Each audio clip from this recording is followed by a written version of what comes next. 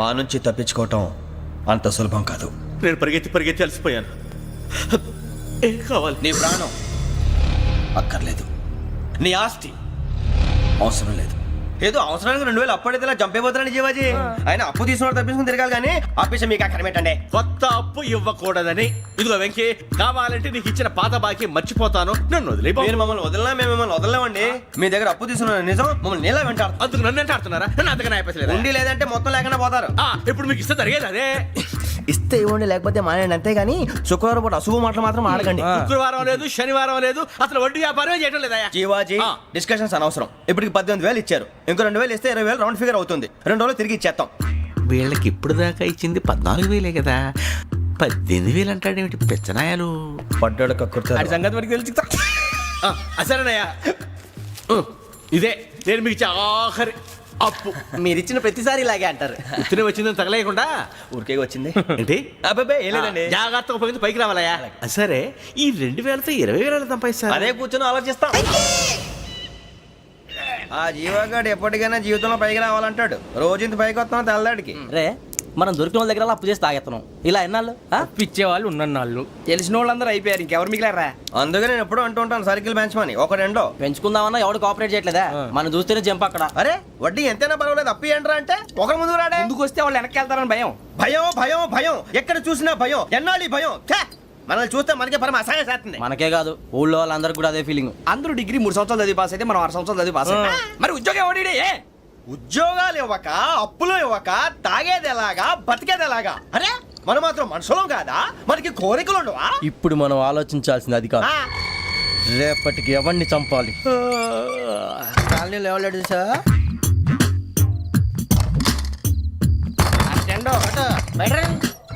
నువ్వా వెంకీ? ఏంటి వెంకీ ఈ టైంలో వచ్చా? నీతో మాడే పని ఉంది, దా చెప్తా. ఏ బాగా నిద్రొస్తుందా? సరిగానే రే, నువ్వు మమ్మల్ని చూసే తలిపేసావా? మామూలుగానే వేసాను. మామూలుగా వేసేవాడివి. మేము రావడానికి 1 నిమిషం ముందో, మేము వెళ్ళాక 1 నిమిషం తర్వాత వేయాలి కానీ రాజా. నాకు నిద్ర వచ్చి పడుకుందామని తలుపేసుకున్నాను. అయినా నా ఇంటి తలుపులు నేను అడిగేసుకోవాలంటే తప్పు చేసిన కాక ఇంకా గేర్ సమాధానం చెప్తావా? మీ ఇంట్లో పెళ్లిడికి వచ్చిన ఆడపిల్లలు ఎదురున్నారు. ఇదిగో అమ్మాయిలు, మీతో ఎప్పుడైనా యథాశాలు వేసానా? విన్నారా? అడుగు తలుపులు వేసావు. అనవసరంగా గొడవ ఎందుకు? ఇక్కడి నుంచి వెళ్ళండి. గొడవ? మీ ఇంటి మీద పడి ఎప్పుడైనా గొడవ చేశానా బినిగారు? లేదు బాబు. విన్నారా? చెప్పు, మమ్మల్ని చూసి తలుపులు ఎందుకు వేసుకున్నావు? అరే మాకు అప్పించిన వాళ్ళు కూడా మమ్మల్ని చూసి ఎప్పుడు తలుపులు వేసుకోలేదు. ఏం చేయాలి? మరి నువ్వు ఎందుకు వేసుకున్నావు? బాబు టప్ అయిపోయింది, బుద్ధి తక్కువ వేసాను చాలా. అంటే మా మోకాల మీద తలుపులు వేసామని ఒప్పేసుకుంటున్నావు? ఒప్పుకుంటున్నాను. సరే ఇప్పుడు చెప్పు, మా మొఖాల మీద తలుపులు వేసేంత తప్పు మేము ఏం చేసామరా? తప్పైపోయిందని అంటున్నారు కదా, వదిలేయండి బాబు. అదే తప్పు మేము చేసి మమ్మల్ని వదిలేయమంటే మీరు వదిలేస్తారా బినిగారు? తప్పని ఒప్పుకుంటున్నాడు కదా అయ్యా. ఇప్పుడు టైం 11 అయింది, వెళ్ళి పడుకోండి. 11 అయిందా? కొమ్ము ఉంచాడు కదా. నాకు సంబంధం ఏంటి? ఉంది, సంబంధం ఉంది. 11 గంటలకి నా క్లోజ్ ఫ్రెండ్ ఢిల్లీ వెళ్తున్నాడు. 5,000 అప్పిస్తానని ఎయిర్పోర్ట్ రమ్మని చెప్పాడు. నీ గొడవలో పడి ఆ సంగతే మర్చిపోయాను. ఇప్పుడు నాకు జరిగిన నష్టానికి భర్తీ ఎవరు చేస్తారు? మీరా మీరా మీరా? ఎవడు పడితే ఎందుకు చేస్తాడా భర్తీ? మళ్ళీ వాడి నువ్వు తప్పు ఎవడు చేసినా వాడు చేస్తాడు. దానికి కారణం ఈ 10 మనిషే కదా. బీరు రమ్ము కలవకూడదు, తలకే పట్టేసింది. ఏంటే చదువుకుంటున్నావా? చదువుకో దేనైనా వెనక్కి తీసుకురావాలం కానీ పోయిన కాలం వెనక్కి తీసుకురావడం ఎవడి వల్ల కాదు. టైం విలువ గురించి నువ్వు మాట్లాడడం నువ్వు ఎలా పోతే నాకు ఎందుకులే. ఏమ్మా నీ పూజ అయిందా? తలకే పట్టేసింది, కాస్త మజ్జిగుంటే ఇవే. మా నాయనే అందరూ పొద్దున్నే లేచి టీలు కాఫీలు అడుగుతుంటే నువ్వు మాత్రం మజ్జిగ అడుగుతున్నావురా. కాఫీలు టీలు తాగే స్టేజ్ వాడు ఎప్పుడో దాటిపోయాడు. రాత్రి తాగింది దిగాలంటే మజ్జిగే తాగాలి. నువ్వు తల దించుకోవడం ఎందుకురా? నీలాంటి యదవనగానందుకు నేనే దించుకోవాలి తల. రాత్రి సుబ్బారావు గారి ఇంటి మీద గొడవకి వెళ్ళేవంటగా. అలా చెప్పాడు మీకు? ఏ మళ్ళీ గొడవ కెడతావా? నీ దెబ్బకు భయపడి రాత్రి తలుపులు తీసి పడుకున్నారంట. తెల్లారగా టైంట్లో దొంగలు పడ్డారు. ఆడింట్లో ఉందిలేండి, పట్టుకుపోవడానికి అక్కడ కూతురు తప్ప. ఎన్నాళ్ళు ఇలా బేవర్స్గా తిరుగుతావురా? ఇన్నాళ్ళని ఏం ఫిక్స్ అవ్వలేదండి. చిచి నాన్న అమ్మా. కంబైన్ స్టైల్స్ కి ఫ్రెండ్స్ ఇంటికి పిలుద్దాం అంటే వీడికి భయపడి ఎవరు రావడం లేదు. నేనే చేశానే. వాళ్ళ వంక అదోలా చూస్తున్నావంట. ఆ గొప్ప ఫిగర్లని అదోలా చూస్తాను, ఏదో మోహాలు వేసుకొని. చదిగా ఆ గొంతు ఆ వాలకం చూడలేకపోతున్నాను రా బాబు. చిన్నప్పుడు వచ్చి నా అలాగే ఉన్నావు, తెగ ముడిచిపోయారు. ఇప్పుడు నచ్చట్లేదు నాన్నగారు మీకు? నేను యదవలతో డిస్కస్ చేయను. నేను చేస్తాను. మీరు చెప్పదలుచుకుంది ఏమిటో చెప్పండి. ఇంకా చెప్పేదే ఉంది. నువ్వు ఇలా గాలికి తిరుగుతుంటే నేను తిండి పెట్టలేను. నాన్నగారు ఇప్పుడు శుక్ర మహాదశి 4వ పాదంలో ఉంది. నేను ఇప్పుడు ఏం చేసినా కలిసి రాదు. శనిగారు సెంటర్ లో కాసేసి నన్నే చూస్తున్నాడంట. వాడు అలా సైడ్ అయిపోయి నేను ఏదో ఒకటి అవుతాను కదా, మీరు కంగారు పడకండి. ఇవన్నీ ఆ జగదాంబ చౌదరి గారు చెప్పాడా? వా జేసీ గారిని గాడు గిడు అనకండి బాబు, మీకే మంచిది కాదు. అబ్బా ఊరుకోండి, ఎవరి నమ్మకాలు వాళ్ళవి. ఎరా ఇంతకీ ఆ శనిగాడు సైడ్కి ఎప్పుడు వెళ్తాడంట? నేను పోయా. నువ్వు సెంటర్ లోకి రావాలమ్మా. మరి ఆ గురువు సెంటర్ లోకి ఎప్పుడు వస్తాడంటావు? అవన్నీ మనకి తెలుస్తాయి అంటే జేసీ గారు తెలుస్తాయి. నాన్నగారు ఒక 1000 రూపాయలు ఇవ్వండి, దక్షిణ నుంచి అన్ని అడిగేసి వస్తాను. ఎదిగిన కూతురు గుండెల మీద కుంపటైతే నీలాంటి బేవార్స్ కొడుకు క్లైమోర్ మైన్స్ లాంటి వాడు చీదరిదుడా. ఆ జేసీ గారు పోయాక వీడు నేను అమ్మ నువ్వే ఫీల్ ఓకే. ఆయన కావాలని అంటున్న మాటలు కాదు, ఆయన దేవుడు. కానీ ఆ శనిగాడు ఆడి కాన్సన్ట్రేషన్ అంతా నా మీదే పెట్టేశాడు. మరి ఇప్పుడు ఎలాగరా నాన్న? ఆ పని మీద డబ్బులు అడుగుతుంటే ఆయన ఇసుక్కుంటున్నాడు. పోనీ నువ్వేనా ఇవే? నా దగ్గర కూడా లేవురా. తెలుగు భాషలో నాకు నచ్చని ఒకే ఒక్క పదం లేదు.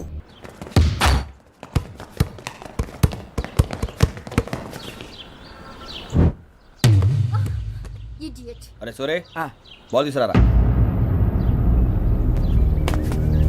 సారీ ఏదో పరప బాలి. బాస్కెట్ బాల్ మాలాంటి ఆడాలి. మీలాంటి మాసన కొడుకులు ఆడితే ఇలాగే ఉంటుంది. ఇలాగే ఇలాగే ఏయ్, అమ్మాయిల ముందు ఫోర్స్ కొడతావా? ఆహా అయితే నిన్ను కొడతా.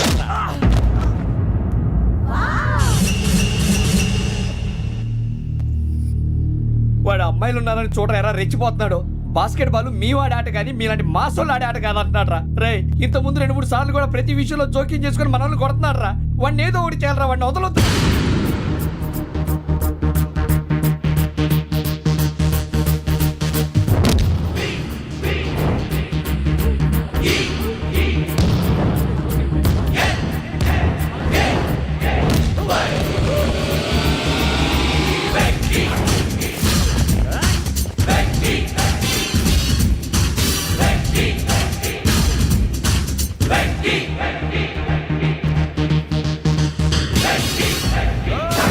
ఆడపిల్లలంటే ఎవరికైనా దెబ్బ తగిలితే అయ్యో అంటారు, మీకేమో ఎవరైనా కొడితే కామెడీ.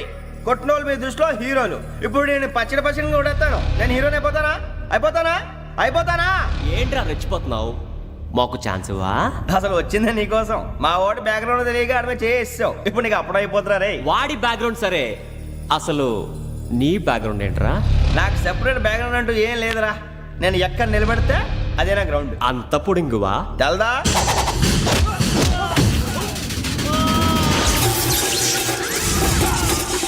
ఎవ్వా మన మామిడి కొట్టినప్పుడు వావ్ అన్నారు, ఇలాగే ఉంటుంది.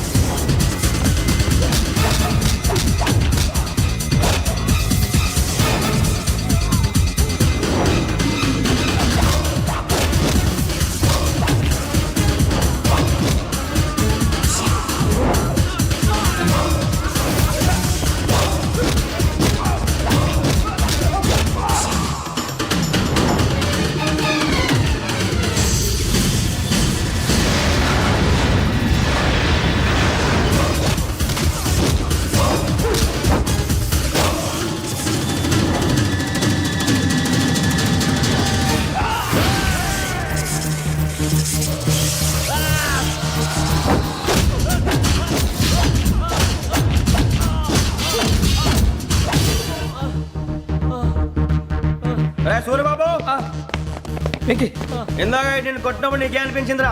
కుమ్మేయాలనిపించింది. మరి కొమ్మే అమ్మో కొమ్ము. రేయ్ నిన్ను అమ్మాయిని ముందు గుడ్డలు పట్టుకొని కొడతాను. అలా కొడితే ఏ తగులుందిరా ఆడికి? అసలే ఎక్సైజ్ బాడీ ఏదవుది. తప్ప చెప్తాను, కొడితే మడతడిపోవాలి. మాస్తో పెట్టుకుంటే మడతడిపోద్ది. ప్రపంచంలో ప్రతి వాడు ఏదో పని చేసుకుంటున్నాడు, మనం తప్ప.